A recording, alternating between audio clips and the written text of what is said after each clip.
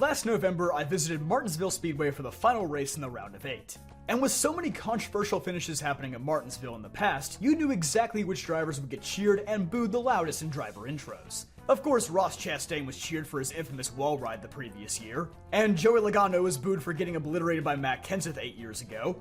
NASCAR fans are kinda weird like that. And Denny Hamlin got booed by his home state crowd because he's Denny Hamlin. But what I didn't expect to see was a large group of people sitting in front of me who flipped the bird to the relatively innocent Harrison Burton for 500 straight laps. And this was the moment that I realized every driver has haters, and sometimes it's difficult to explain why. So in this video, I want to break down some of NASCAR's most hated drivers and what happened to make them into the villains that they are today.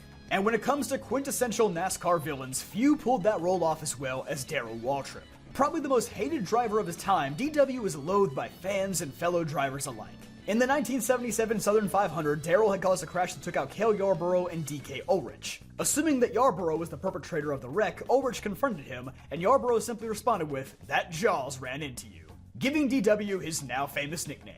Not just being named after the killer shark from the 1975 movie, but also for how much DW loved to run his mouth. But disparaging nicknames never bothered DW much, as at the very next race, he showed up with an inflatable shark in his pit stall. At the height of his unpopularity, Daryl once famously made an entire crowd go silent during driver intros when he said, "If you love DW, let me hear you go boo." Oh, brother, this guy stinks! But beyond just getting into it with other drivers and running his mouth in interviews, DW was also an outspoken critic of NASCAR's sanctioning body, something that would ironically make him more popular today.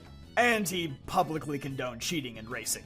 To this day, DW still loves to spread his stories about all the ways his cars were made illegal. He just doesn't care who knows about it as long as he still has the trophies. But hey, all that talking eventually landed him a sweet gig at Fox for 18 years, so it's hard to say that DW didn't get the last laugh. If there is one driver in the modern day who could be equated to Daryl Waltrip though, it would probably have to be Kyle Busch. He even reused Daryl's famous quote from driver intros at Bristol a few years ago. "If you love you some rowdy, let me hear you go boo." Kyle Busch is a bit of an interesting case when it comes to hated drivers though. He already wasn't on good terms with the fan base just for being related to his brother Kurt, who was definitely public enemy number 1 when Kyle's driving career began. More on him in a bit. But as a duo, the Busch brothers were both seen as spoiled rich kids with bad attitudes. Okay, but were they wrong? But Kyle did noticeably lag behind his brother in terms of fan hatred until one fateful season, 2008. This was the year that Kyle Busch put himself on the map in more ways than one. On one hand, it was a breakout season with 8 wins for his new team, Joe Gibbs Racing. On the other, it was the year where Kyle Busch's rivalry with NASCAR's most popular driver, Dale Earnhardt Jr., reached its boiling point. After the two had gotten into it the previous season at Kansas, and Dale Jr. had essentially taken Busch's ride from him at Hendrick, Busch would retaliate by taking Jr. out late in the Richmond Spring Race. Just like that, Kyle Busch had catapulted himself over his brother in just one night. But this is honestly just the tip of the iceberg, as rivalries with countless other drivers, including Brad Keselowski, Joey Logano, Carl Edwards, Kevin Harvick, and even his current team owner Richard Childress, would eventually make Busch the most hated driver across multiple fan bases. In addition to this, he was also notorious for stinking up the lower series by beating up on a bunch of 20-year-old kids, and he drove a Toyota, which will earn you no sympathy with most NASCAR fans. For several years, the first half of the season, you would hear people say, "This is the new and improved Kyle Busch. He's not wrecking anybody, he's keeping his cool, this is the character development we were looking for." And then by the end of the season, he would be pile driving Ron Hornaday head on into the wall. It was just kinda how it always went. But in the midst of his nasty public divorce with Joe Gibbs, and him now driving a Chevrolet for God's favorite race team, Richard Childress Racing, Kyle Busch has actually earned a fair amount of appreciation from the fan base. He's still far from the most popular driver, but it's a far cry from what things were like only a few seasons ago. But his brother Kurt underwent an even bigger arc, one that took him from the sport's most hated driver to one of its most beloved. At the beginning of his career, Kurt was known as an extreme hothead, and the whole world knew about it when his feud with Jimmy Spencer took off in the 2002 season. Despite receiving the short end of the stick in multiple situations, Kurt never had the same public favor as Mr. Excitement. Things only snowballed from there, as Kurt was arrested for drunk driving in 2005, forcing him to exit Roush Racing and sign with Team Penske. He would spend a few quiet years there until things began to deteriorate at the end of his tenure. Busch was known for his frequent and aggressive outbursts on the radio, which attracted the attention of Busch's former rival, Jimmy Spencer, who relentlessly mocked Busch during a weekly segment on NASCAR Race Hub dubbed Kurt Busch Radio Sweetheart. After a frustrating final 5 races of 2011, Kurt's anger would get the best of him, with him lashing out at various cameramen, officials, and media members. And Roger Penske said, "That's it, you can speak badly to me, but don't say anything to my man Bob Pockrass."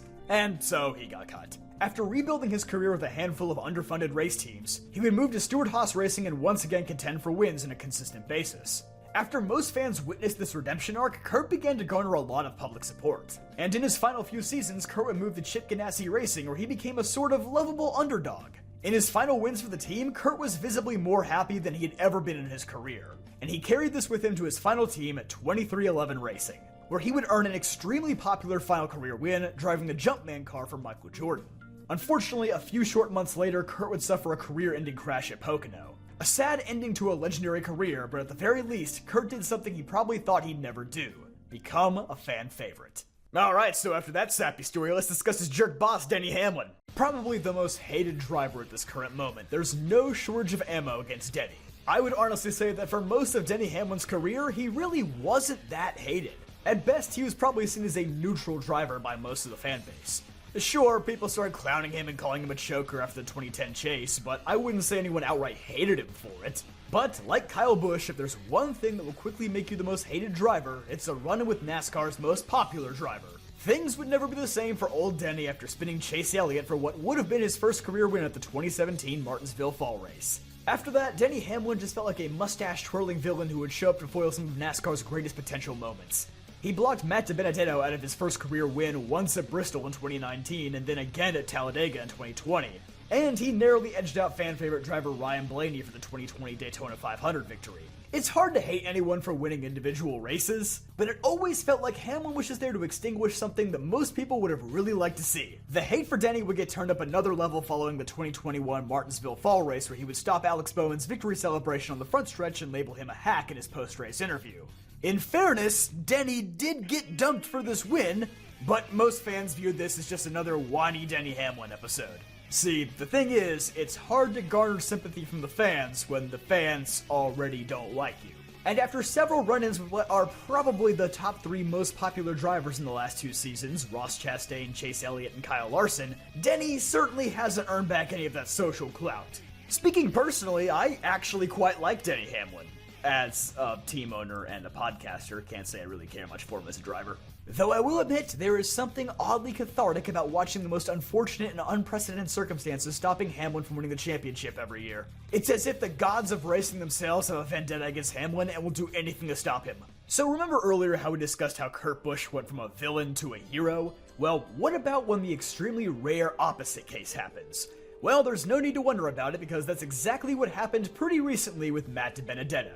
Matty D spent the majority of his Cup Series career flip-flopping between various backmarker race teams, but he managed to catch many fans' attention when he had an oddly good top 10 run at the 2016 Food City 500, driving for BK Racing of all teams. After earning several top 10s driving for Go Fast Racing, DiBenedetto would reunite with Toyota in 2019 to drive for Levine Family Racing.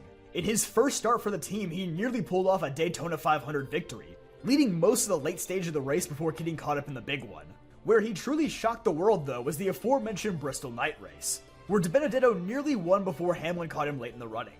This race had coincidentally happened the same week that the team announced that they were letting him go, leading to a massive influx of fan and driver support. Fellow driver Paul Menard ultimately ended up picking Matty D to be his replacement at Wood Brothers following his retirement. Matty D would come out just short of winning multiple races during his time at Wood Brothers, but the final few months are where things began to shift. Some fans grew tired of DiBenedetto choking his wins away. DiBenedetto was in the middle of another very public breakup with his race team, and he jumped on the Let's Go Brandon train immediately after NASCAR President Steve Phelps told drivers to distance themselves from the slogan. Point is, at this stage, Matty D had a reputation for burning a lot of bridges. But more than that, I think people can only root for an underdog for so long. Eventually, you gotta become a dog. But after another dubious breakup with Truck Series team Rackley War, it's still unknown what will become of Matty D in 2024. Will he earn back some of that favor among the fans that he lost? I guess we'll have to wait and see. But there's one other driver who's lost even more public support over the years than old Matty D, and that driver would have to be none other than Joey Logano. When Logano was first brought through the ranks, he was being touted as the best thing since sliced bread. Literally. But after a few rough years at Gibbs, he was beginning to look a little bit more like burnt toast. In his first few years driving for Team Penske though, Logano was actually very well liked among most fans. He was proving that he was the good driver he was hyped up to be, he was sticking up against his former team of Joe Gibbs Racing, not backing down against former teammates Kyle Busch and Denny Hamlin. But 2015 is where things changed forever, as Logano went one Gibbs driver too far in his feud against the organization. Enter Matt Kenseth, Logano's replacement at JGR. Matt was in the twilight of his career and had built a reputation as a well-liked and clean driver among most fans. Joey was the complete opposite, an aggressive young driver who would drive through anybody for a victory. And when he did just that to Matt at Kansas, he unleashed a beast that nobody had ever seen before. After Matt's elimination from the 2015 playoffs, he would use Martinsville as his opportunity to get back at Joey, completely obliterating him in the first turn. See, the thing about NASCAR fans is that they love retaliation. Unless you're Kyle Busch or Denny Hamlin. Whoever strikes first is deemed guilty no matter if the punishment fits the crime. And so, in this scenario, everyone sided with Matt Kenseth. If anything, the retaliation just made him more loved and Logano more hated.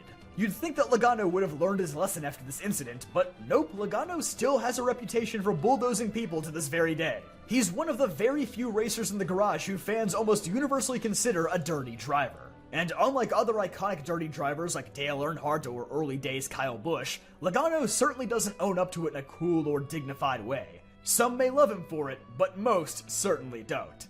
And so that is the history of just a few of NASCAR's most hated drivers. Do you think the hate is deserved? Let me know in the comments down below. But don't forget to leave a like on this video if you enjoyed, subscribe for more videos just like this one, and check out dailydownforce.com for more great NASCAR content.